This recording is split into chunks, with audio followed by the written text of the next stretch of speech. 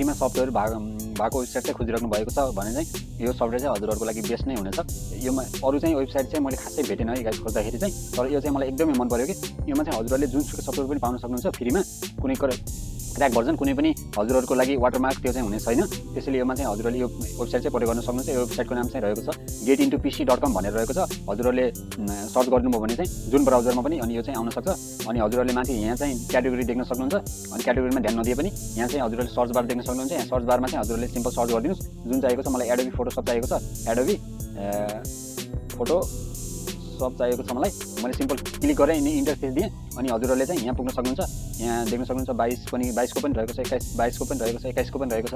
अब मैले चाहिँ 22 को 2 विक्स अगो भएको चाहिँ मैले डाउनलोड गर्न खोजेँ भन्दाखेरि चाहिँ कसरी डाउनलोड गर्ने भन्दाखेरि चाहिँ यहाँ हजुरहरूले सिम्पल जान सक्नुहुन्छ। तर यहाँ चाहिँ ख्याल के गर्नुपर्ने हुन्छ भने सेट अफ साइज पनि दिएको हुन्छ। सेट अफ साइज भनेको चाहिँ हजुरहरूले चाहिँ डाउनलोड गर्दाखेरि चाहिँ कति जिबी डाउनलोड गर्नुपर्छ भनेर योमा चाहिँ 2.9 जिबी देखाइएको छ। हजुरले 2.9 जिबी चाहिँ डाउनलोड गर्नुपर्ने हुन्छ यो प्रयोग गर्नको लागि।